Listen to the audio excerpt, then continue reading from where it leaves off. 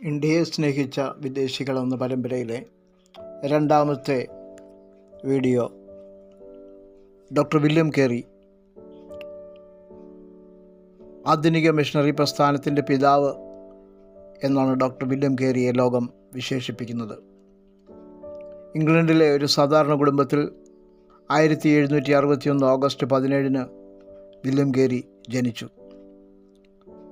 വളരെ സാമ്പത്തിക പരാധീനതകളുണ്ടായിരുന്ന അദ്ദേഹത്തിൻ്റെ ബാല്യത്തിൽ പ്രാഥമിക വിദ്യാഭ്യാസം മാത്രം പൂർത്തീകരിച്ചുകൊണ്ട് 14-ാമത്തെ വയസ്സ് കഴിഞ്ഞപ്പോൾ നോർത്താംപ്ടൺഷയറിലെ ഒരു ചെരുപ്പ് കടയിൽ ചെരുപ്പ് കുത്തിയായി ജോലി ആരംഭിച്ചു.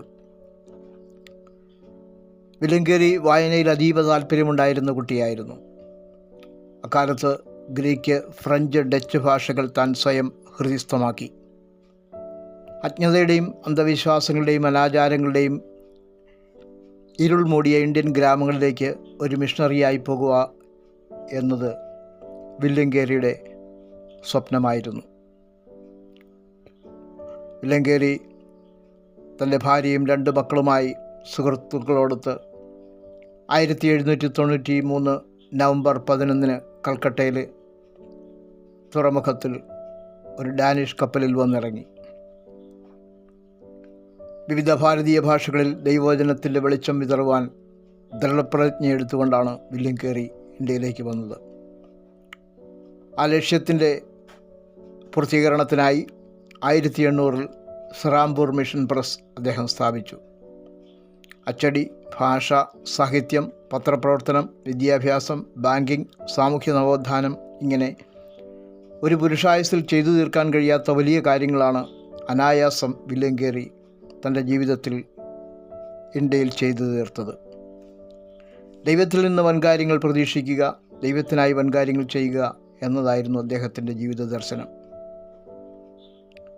ഭാഷാ സാഹിത്യ രംഗത്ത് തൻ്റെ പ്രവർത്തനങ്ങൾ ആരംഭിച്ചുകൊണ്ട് 1801 ബംഗാളി ഭാഷയിലും 1806 സംസ്കൃതത്തിലും വ്യാകരണം തയ്യാറാക്കി. 1825 ബംഗാളി ഭാഷയിൽ നിഘണ്ടു അദ്ദേഹം നിർമ്മിച്ചു. മറാത്തി, പഞ്ചാബി, തെലുങ്ക്, കന്നഡ ഭാഷകളിൽ വ്യാകരണം തയ്യാറാക്കി. 3 വാല്യങ്ങളിലായി പ്രസിദ്ധീകരിച്ച ബംഗാളി ശബ്ദകോശം അടക്കം വിവിധ ഭാഷകളിൽ അദ്ദേഹം നിഘണ്ടുകൾ നിർമ്മിക്കുകയുണ്ടായി. വില്യം കേറിയുടെ മറ്റൊരു മഹത്തായ സംഭാവനയാണ് ബംഗാളി ഭാഷയിൽ രാമായണവും മഹാഭാരതവും വിവർത്തനം ചെയ്തു എന്നത്. 1809 ബംഗാളി ഭാഷയിൽ പൂർണ്ണ ബൈബിൾ അച്ചടിക്കുവാൻ വില്യം കേറിക്ക് കഴിഞ്ഞു. 29 ഭാഷകളിൽ പുതിയ നിയമം പൂർണ്ണമായും മറ്റു ഭാഷകളിൽ ഭാഗികമായും അങ്ങനെ 34 ഭാഷകളിൽ ബൈബിൾ അച്ചടിക്കുവാൻ വില്യം കേറിക്ക് സാധിച്ചു. 1818 ഇന്ത്യയിലെ ആദ്യത്തെ വർത്തമാന പത്രമായ സമാചാർ ദർപ്പൺ ബംഗാളി ഭാഷയിൽ അദ്ദേഹം പ്രസിദ്ധീകരിച്ചു. പത്രപ്രവർത്തകനായ രംഗത്ത് വില്യം കേറിയുടെ മഹത്തായ സംഭാവനയാണ് അത്.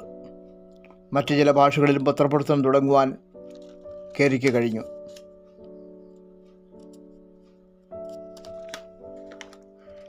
ദ ഫ്രണ്ട്സ് ഓഫ് ഇന്ത്യ എന്ന കേരിയുടെ ആനുകാലികം പിൽക്കാലത്ത് ദ സ്റ്റേറ്റ്സ്മാൻ പത്രവുമായി ചേർന്ന് പ്രസിദ്ധീകരണം തുടരുവാനിടയായി. ഇന്ത്യയിലെ ആധുനിക വിദ്യാഭ്യാസ പദ്ധതികൾക്ക് അടിത്തറ പാകിയ വിപ്ലവകരമായ മുന്നേറ്റമാണ് വില്യം കേറി വിദ്യാഭ്യാസ രംഗത്ത് ആവിഷ്കരിച്ചത്. 100-ലധികം പ്രൈമറി സ്കൂളുകൾ അദ്ദേഹം സ്ഥാപിച്ചു. ഇന്ത്യയിലെ ഡച്ച് പ്രവിശ്യയായിരുന്ന സെറാംപൂരിൽ ഡെൻമാർക്കിലെ രാജാവ് നൽകിയ 5 ഏക്കർ ഭൂമിയിൽ 1818 വില്യം കേറി സെറാംപൂർ കോളേജ് സ്ഥാപിച്ചു. അംഗീകൃത ബിരുദം നൽകുന്ന ഇന്ത്യയിലെ ആദ്യത്തെ കോളേജായിരുന്നു അത്. കൽക്കട്ട യൂണിവേഴ്സിറ്റിയുടെ അഫിലിയേഷനുള്ള സെറാംപൂർ കോളേജിൻ്റെ സെനറ്റ് ഓഫ് സെറാംപൂർ ഇപ്പോൾ ഇന്ത്യയിൽ അംഗീകൃത ദൈവശാസ്ത്ര ബിരുദങ്ങളും നൽകി വരുന്നു. വിദ്യാഭ്യാസത്തെ സംബന്ധിച്ച് വളരെ വിശാലമായ വീക്ഷണമുണ്ടായിരുന്ന വില്യം കേറി സെറാംപൂർ കോളേജിൽ സസ്യശാസ്ത്ര പഠനത്തിന് പ്രത്യേകമായ പ്രാധാന്യം നൽകി. സസ്യങ്ങളുടെയും ജന്തുക്കളുടെയും ശാസ്ത്രീയ വർഗീകരണ സമ്പ്രദായമായ ലീനിയർ സിസ്റ്റം അദ്ദേഹം നടപ്പിലാക്കി. ഫ്ലോറ ഇൻഡിക്ക എന്ന ഗ്രന്ഥം 2 വാല്യങ്ങളിലായി പ്രസിദ്ധീകരിച്ചു. 1820 അഗ്രികൾച്ചർ സൊസൈറ്റി ഓഫ് ഇന്ത്യ സ്ഥാപിച്ചു.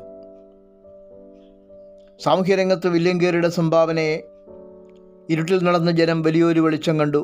അന്ധതമസ്സുള്ളവരുടെ ദേശത്ത് വാർത്തവരുടെ മേൽ പ്രകാശം ശോഭിച്ചു എന്ന യെശയ്യാവിൻ്റെ വാക്കുകളിലൂടെ മാത്രമേ വിശേഷിപ്പിക്കാനാകൂ. മാരക രോഗങ്ങൾ ബാധിക്കുന്നവരെ ഗംഗാനദിയുടെ തീരങ്ങളിൽ ഉപേക്ഷിക്കുക അക്കാലത്ത് പതിവായിരുന്നു.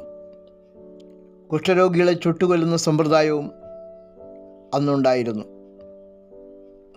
ആ പ്രവണതകൾ കണ്ട് മനമൊരുകിയ വില്യം കേറി 1812 രാജ്യത്തിലെ ആദ്യത്തെ കുഷ്ഠരോഗാശുപത്രി സ്ഥാപിച്ചു. ഇന്ത്യയിലെ ഗവർണർ ജനറലായിരുന്ന വെല്ലസ്ലി പ്രഭുവിൻ്റെ ആവശ്യപ്രകാരം ശിശുബലിയെപ്പറ്റി പഠിച്ച് വില്യം കേരി നൽകിയ റിപ്പോർട്ടിൻ്റെ അടിസ്ഥാനത്തിലാണ് ശിശുബലി നിർത്തലാക്കിക്കൊണ്ട് വെല്ലസ്ലി പ്രഭു ഉത്തരവ് ഇറക്കിയത്. വില്യം കേരി ഇന്ത്യയിൽ വരുമ്പോൾ ഉണ്ടായിരുന്ന കിരാതമായ മറ്റൊരു അനാചാരമായിരുന്നു സത്യസമ്പ്രദായം.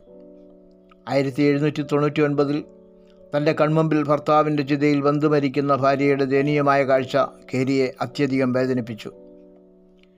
ശിശുബലി സംബന്ധിച്ച റിപ്പോർട്ട് തയ്യാറാക്കിയപ്പോൾ സതി സംബന്ധിച്ചും കേരി വെല്ലസ്ലി പ്രഭുവിൻ്റെ റിപ്പോർട്ട് നൽകിയെങ്കിലും മതവികാരം കണക്കിലെടുത്ത് വെല്ലസ്ലി പ്രഭു മൗനം പാലിച്ചു. കേരിയുടെ തുടർ പോരാട്ടത്തിൻ്റെ ഫലമായി ബ്രഹ്മസമാജം നേതാവായിരുന്ന രാജാറാം മോഹൻ റായുമായി ചേർന്ന് നടത്തിയ പോരാട്ടത്തിൻ്റെ ഫലമായി 1829 വില്യം ബെൻഡിക് പ്രഭു സതി നിർത്തലാക്കിക്കൊണ്ടുള്ള ഉത്തരവ് പുറപ്പെടുവിച്ചു. ദരിദ്ര ജനവിഭാഗങ്ങളുടെ ഉദ്ധാരണാർത്ഥം അവർക്ക് വേണ്ടി സേവിങ്സ് ബാങ്ക് ആരംഭിച്ചതും വില്യം കേരിയുടെ മഹത്തായ സംരംഭമാണ്. ദൈവത്തിൽ നിന്ന് വൻകാര്യങ്ങൾ പ്രതീക്ഷിക്കുക, ദൈവത്തിനായി വൻകാര്യങ്ങൾ ചെയ്യുക, അതായിരുന്നു വില്യം കേരിയുടെ ജീവിത ദർശനം. ഒരു പുരുഷായുസിൽ ചെറുതു തീർക്കാൻ കഴിയാത്ത കാര്യങ്ങൾ താൻ തൻ്റെ ജീവിതത്തിൽ പൂർത്തീകരിക്കുമ്പോൾ ജീവിതം കടന്നുപോയത് കനൽ വഴികളിലൂടെയായിരുന്നു. നല്ല ഭക്ഷണമോ ചികിത്സയോ ജീവിത സാഹചര്യങ്ങളോ ലഭിക്കാതെ തൻ്റെ മകൻ പീറ്റർ വില്യം കേരിയുടെ മുൻപിൽ മരണപ്പെട്ടു. കുഞ്ഞിൻ്റെ ജഡം മറവ് ചെയ്യുവാൻ സ്വയം കുഴികെട്ടേണ്ടി വന്ന ദുരന്തവും വില്യം കേരിക്ക് അനുഭവിക്കേണ്ടി വന്നു. സ്വന്തം കുഞ്ഞിൻ്റെ വേർപാട് താങ്ങാനാവാതെ വില്യം കേരിയുടെ പത്നി മാനസികമായി തകർന്നു. സമനില തെറ്റിയ സഹധർമ്മിണിയുടെ വേർപാടിലും തളരാതെ പൊരുതിയ വില്യം കേരി വീണ്ടും ഒരു ജീവിത പങ്കാളി എന്ന നിലയിൽ വിവാഹം ചെയ്ത ഭാര്യയും തന്നെ വിട്ട് പരലോകത്തേക്ക് പോയി. 1834 ജൂൺ 9 ഭാരത മണ്ണിൽ തൻ്റെ ജീവിത ദൗത്യം പൂർത്തീകരിച്ചത് 41 വർഷത്തെ ഐതിഹാസികമായ പോരാട്ടങ്ങളുടെ ഒടുവിലായിരുന്നു. അങ്ങനെ ലോകം കണ്ട മഹാനായ സാമൂഹ്യ പരിഷ്കർത്താവും മിഷണറിയുമായ വില്യം കേരിയുടെ ജീവിതം സറാംപൂരിൻ്റെ മണ്ണിൽ സമാപ്തിയായി. നല്ലവനും വിശ്വസ്തനുമായ ദൈവഭൃത്യൻ വില്യം കേരി പ്രതിഫലം പ്രാപിക്കുവാൻ സ്വർഗസന്നിധിയിലേക്ക് യാത്രയായി. വില്യം കേരിയുടെ ജീവിതം ലോകത്തിനൊരു വിസ്മയവും ദൈവത്തിൻ്റെ അത്ഭുതവുമാണ്. മഹാനുഭാവൻ്റെ ഓർമ്മകൾക്ക് മുൻപിൽ ഒരുപടി അസ്ത്രഗണങ്ങൾ അർപ്പിച്ചുകൊണ്ട് നിർത്തുന്നു. God bless you.